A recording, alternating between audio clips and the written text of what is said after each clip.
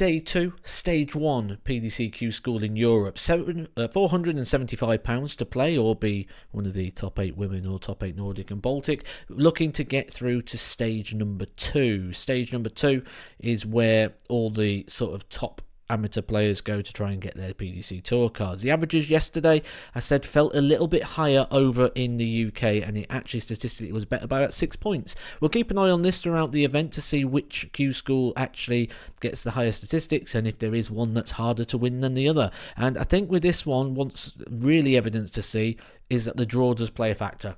You'll see here John Michael losing 5-4 to Anton Östland, while you've got players potentially here winning with 59 and even more so further up. Now, there aren't too many shocks and surprises in this opening round. There are a couple which we'll just pick out here, and they're the players that are on the right hand side. One of them, a young man from Germany, played at Lakeside the last couple of years, played on the European Tour, Liam Mandel Lawrence, losing 5-2 without really putting in much of a performance. And Oscar Lukasiak was probably a lot of people's pick to do well here at Q School. He goes out at the opening stage with 0 points to his name. And also, just got to give a shout out here to the man from New Zealand. Yep, New Zealand did go out, unfortunately, in the opening game.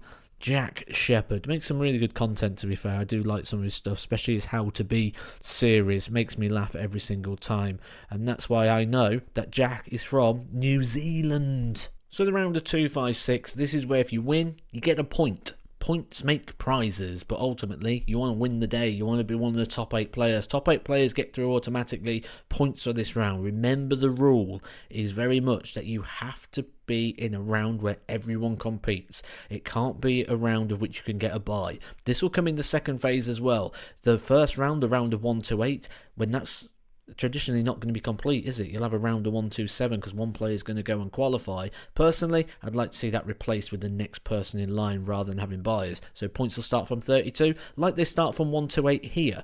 And who's going to be picking up their first points of the day? It's not going to be Dravutin Horvat, a player who has played at the World Championship on many occasions and came through the German Super League a couple of seasons ago. Good player. Surprising to see him go down with an average of just 70. Cord Decker of Norway, a lot of eyes will be on him, and they'll probably be looking up because he's a very, very tall guy. Good player, and he's through 5-0. David Cameron had a good run yesterday. Canada's only representative. No one in this event or in the UK event from America. I think that's personally a little bit of a nod to how good the system is right now over in America, that the players opting to stay and play the CDC rather than make their way over to Q School.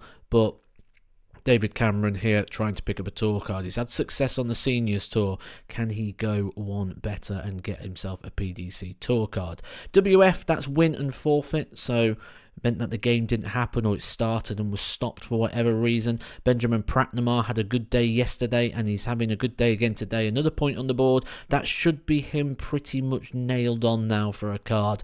The estimated is 3 points plus legs, which Brian Roman is moving himself further towards, but again, averaging in the mid-70s, not quite the level of performance that we sort of expect from Brian Roman. Victor Tingstrom continuing his run. Kai Gotthard, a lot of people's pick will be to get a card, not just to get through this stage, but to actually pick up a tour card. Anton Östland was one of the people I sort of highlighted as a potential here. He's gone out with an average just shy of 90.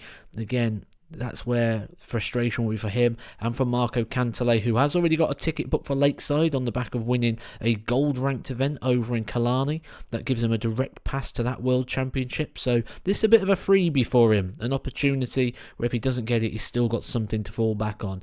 Jarno Bottenberg was in the World Championship. I played him first round and he's through the first round here, as is Zanti Vandenberg, Dimitri's relative. Didn't have a good day yesterday. He's picked up some WF titles and now up and running on the board. But when you're looking for names who could do well, a lot of people are going with this guy. Ben Robb wins an awful lot of games. One of the best win percentages of anybody out there. He's through to the points. And here, the points 3+ legs is the simulation. Over 200 simulations have gone through, same as the UK. Anyone on 4 is expected to go through. Now, I don't think a lot of people on 4 are going to feel confident enough just to sack in the day and have the day off, but the day off really does make a big difference when you're playing a 7-day event like this. I think we're going to get to see who's really serious about the tour card and who's here for the experience and who's here to play the darts, because managing this week is very tough. I can tell you from experience. Remember the visits philosophy. 6 visits to the board and you're going to be successful at Q School. You're going to have a really good chance if you're out in 16 data to 18 data. Let's take a look at the players who exceeded this expectation. I can tell you there's a lot of people that under the 18 dart, but only 2 people that went over the 16 dart, that 93, that's David Cameron, and a new name on me, Van den Heydrich, or Herrick. I apologise. I know some people probably come here because I murder names and they find it great, but I do apologise. 97.12, really good performance from him. Gets him through to the last 64, where David Cameron picks up another victory. More points on the board for David Cameron. He's in a good position. Brian Raman looks like he's through. Remember, you don't have to win the day. There is an order of merit and a ranking system going alongside this as well.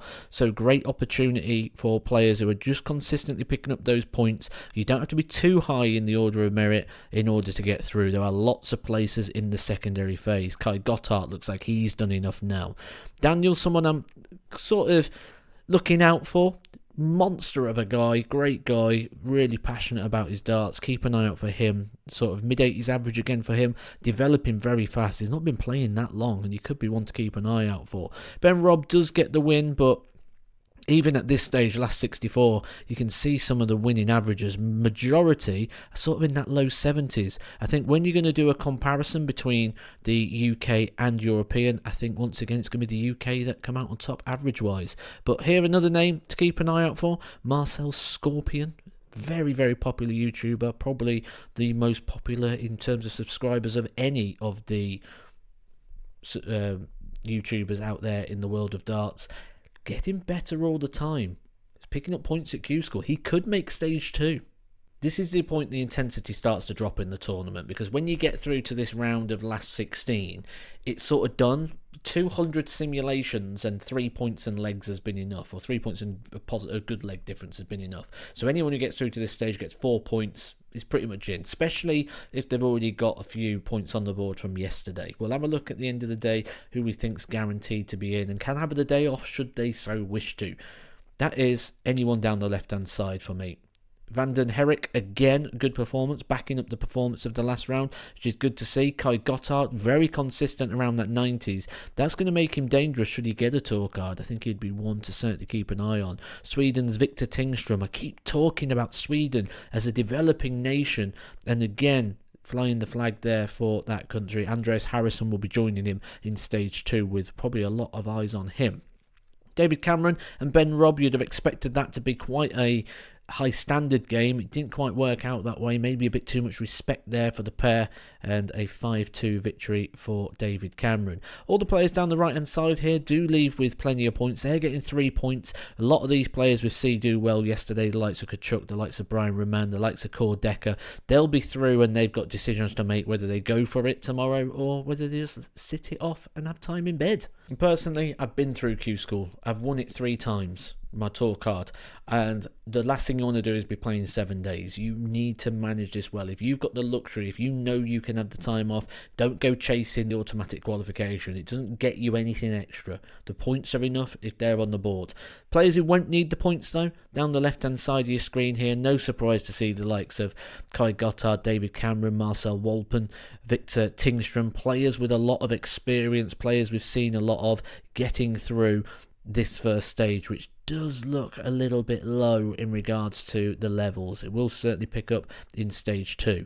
Here are the players in regards to the order of merit and the points of which they've achieved so far. Remember, 200 simulations have been ran that have said 3 points would be enough. So all these players here, the likes of Unterbuchner, Core Decker, Pratnama, on 6 points, they're safe. 5 points are certainly safe. 4 points should be enough. It goes down to number 27. You see here, 28th player with 3 points and leg difference is on 3 points. So when we scroll it down all the way to the cut-off point at 82 positions. And remember that not all these players are going to pick up points, and certainly there'll be players in here who's already got points who qualify and become one of those 8 places, and those spots will become available again. So I would say that simulation of 3 points and a strong leg difference, if I was sort of plus 10, I'd be having the time off tomorrow, but I understand that a lot of people won't do that. 4 points though or more and you're through to stage 2. That's when the tour cards are going to be given out. That event starts on Thursday. Tomorrow I will be doing a review again, combining the UK and Europe, because the stories will be told very early in the day in regards to those qualification places. When you get to latter stages, it's pretty much already done by tomorrow with the current system that's in place. All to play for those players paying £475. Who's going to extend their stay and get through to stage 2? Who's going to have the day off? There'll be lots of those, which means the games will move a little bit quicker tomorrow. So I'll be on your screens a little bit earlier. Yay! Make sure you hit that subscribe for more Edgar TV.